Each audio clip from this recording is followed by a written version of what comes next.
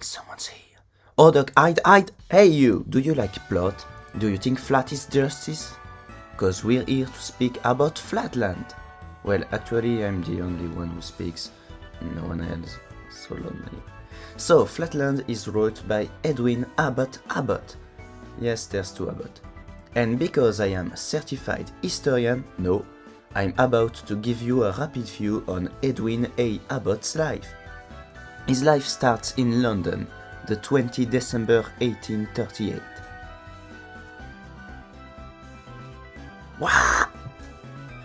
What's his name? Well, my name's Edwin Abbott, so he will be Edwin Abbott. By the way, James my cousin. He was educated at City of London School and at St. John's College, Cambridge, and he took the highest honours of his class in classics, mathematics and theology. After holding masterships at King Edward's School, Birmingham, he became the headmaster of the City of London School in 1865, so he was only 26 at the time. He retired in 1899 and devoted himself to writing theological discussions and scholarly books on Shakespeare and Bacon. Among his publications, some were anonymous, like Flatland, where he is under the pseudonym of A Square.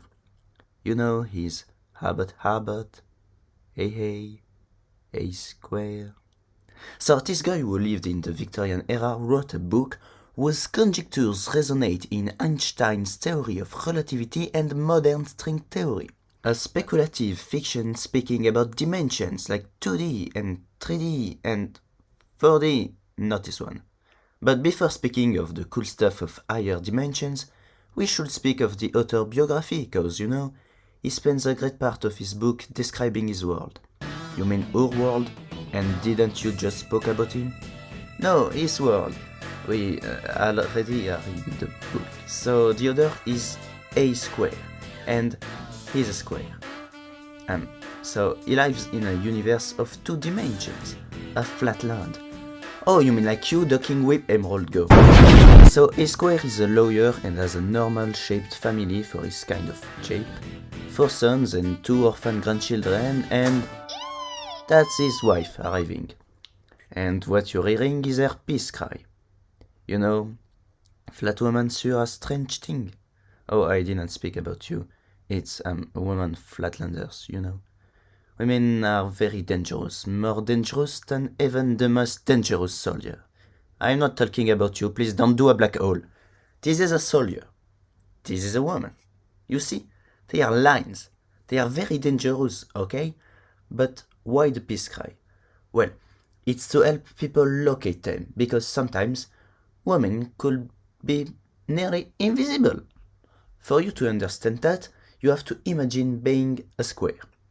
Place a penny on the middle of one of your tables in space, and, leaning over it, look down upon it. It will appear a circle, but now, drawing back to the edge of the table, gradually lower your eye, thus bringing yourself more and more into the condition of the inhabitants of Flatland, and you will find the penny becoming more and more oval to your view.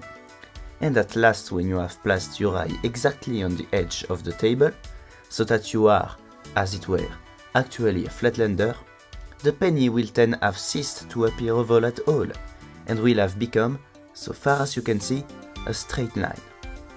If we three-dimensional beings have a two-dimensional vision, two-dimensional beings have one-dimensional vision. They only see a line. So how do they know if the person in front of them is an isosceles soldier or circular priest? Well, if you really want knowledge, read the book. But for now, what if we replace the coin by a straight line? You can see that in a certain position, you can only see a point. That makes the woman very dangerous, because women aren't as thick as that in Flatland. Their lines. You ducking degenerate. So there are a few laws to protect the men, one being the obligatory peace cry. You know, I like you, but I still wasn't speaking about you.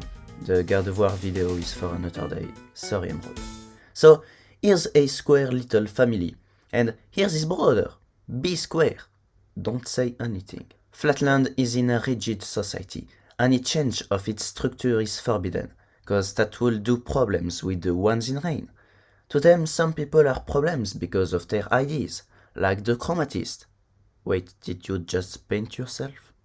Basically, some dude just thought it would be cool to color it himself, and then others thought it would be useful to use colors to, like, see people in an easier way. But the government didn't like the idea, cause first, they all dedicate their lives studying art of sight recognition, who would be totally useless with colors, and therefore all form of advanced education and science will be despised. And because colored, it will be possible for women, the lowest class of all, who isn't even a geometric figure and who are as stupid as dangerous, to disguise themselves in circles, the highest rank in Flatland. Of course you aren't stupid, I was speaking of Flatlanders women. It's because Flatland is a sexist society. The book was criticizing the society. We all know you're not stupid, you're even a psychic type, right? So because of that, the circles didn't want the color bill to be accepted. It's one of the many examples of the rigidity of Flatland society.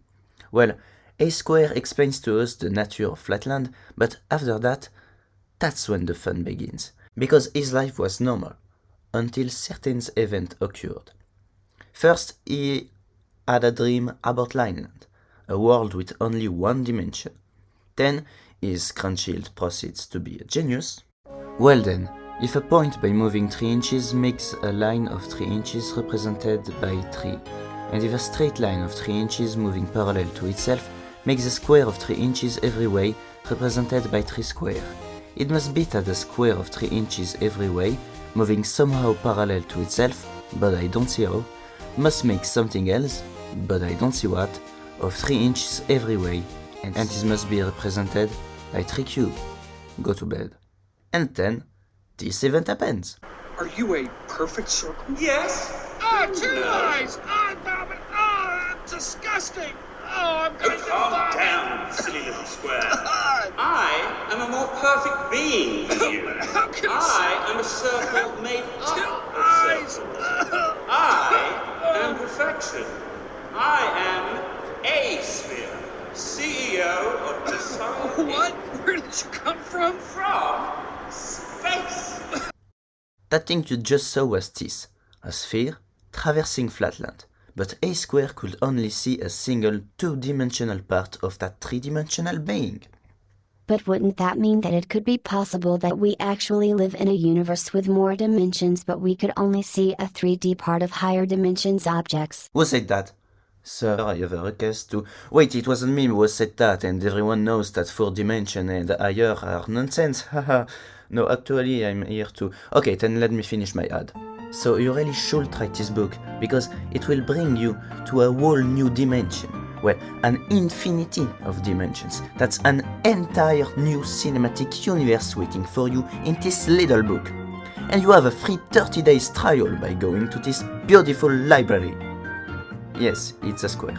I don't have sufficient time to do decorations. Sure, you could just see Flatland the film, but you know, they don't go as detailed as the book, and sometimes it's a little weird what's going on. Especially the end, who isn't exactly like in the book. So yeah, even if you want to see that, read the book first. Plus, there's drawing.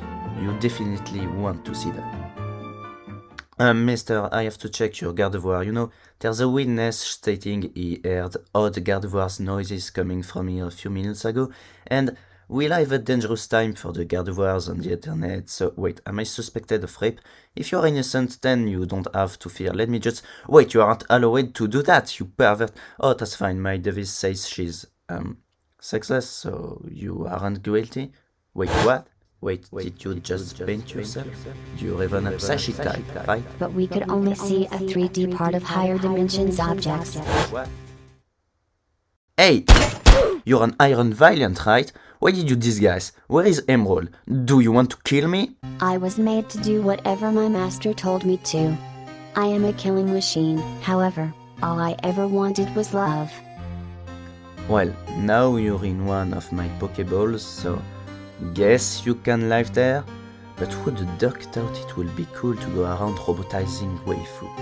He must be a real madman with futuristic strange thought. I call our world Flatland, not because we call it so, but to make its nature clearer to you, my happy readers, who are privileged to live in space. Love this book, if only more people were paying attention to it. Ah! Well, let's head home, you don't want to be found guilty in 1926? This was a triumph. I'm making a note here, huge success. It's hard to overstate my satisfaction.